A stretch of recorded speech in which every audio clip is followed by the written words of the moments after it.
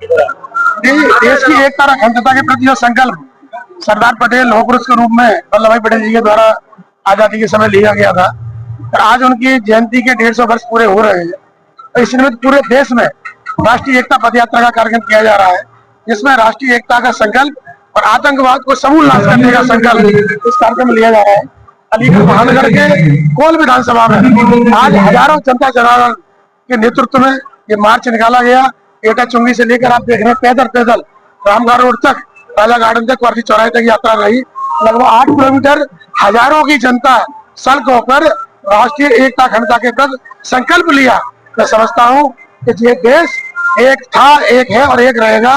कुछ आतंक विरोधी लोग इस देश की शांति व्यवस्था को पलीता लगाने का प्रयास करते हैं, लेकिन हमारे देश के प्रधानमंत्री मोदी जी, प्रदेश के मुख्यमंत्री योगी जी और साथ ही लौह पुरुष से संकल्प लेकर हम सब लोग इस आतंकवाद को समूल नाश करने में सफल होंगे।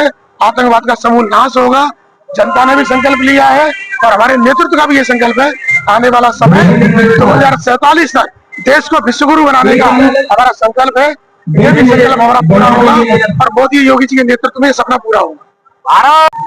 देखिए, आप सबको जानकारी है, अभी ये जो वर्ष है ये सरदार वल्लभ भाई पटेल की 150वीं जयंती है। इस वर्ष में 31 अक्टूबर को अभी पूरा हुआ है।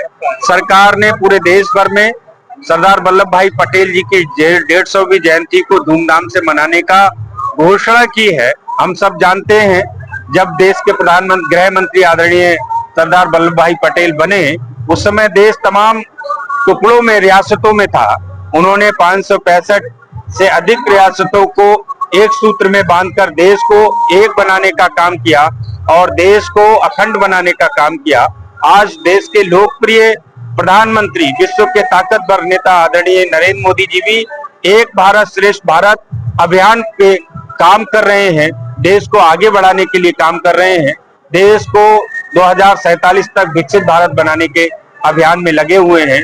इसलिए आज ये पद यात्रा निकाली गई है। सरदार वल्लभ भाई पटेल का मिशन और आदरणीय नरेंद्र मोदी जी का मिशन एक ही मिशन है। दोनों ही देश को आगे बढ़ाना चाहते थे। आदरणीय प्रधानमंत्री जी भी देश को एक भारत श्रेष्ठ भारत बनाना चाहते हैं। उसी निमित्त 150वीं जयंती के अवसर पर हमारे कोल में ये यात्रा निकली है। इस यात्रा में तमाम विद्यार्थी, आम जनमानस के साथ साथ हमारे लोकप्रिय विधायक श्री अनिल पारस सर जी, हमारे महानगर अध्यक्ष राजीव जी, ऋषिपाल जी MLC, हमारे प्रशांत जी, भानु महाजन जी, तमाम लोग भी इस यात्रा में और मैं भी इस यात्रा में सम्मिलित हुआ हूँ। बिहार के चुनाव में मैं आपको ये बताना चाहता हूँ, वैसे तो आप लोगों के एग्जिट पोल भी बता रहे हैं कि बहुमत से हमारी सरकार बन रही है। मैं सीटें तो देखिए आ जाएगा, लेकिन मैं इतना कह सकता हूँ कि सरकार बहुमत से बन रही है और अच्छे बहुमत से सरकार बन रही है।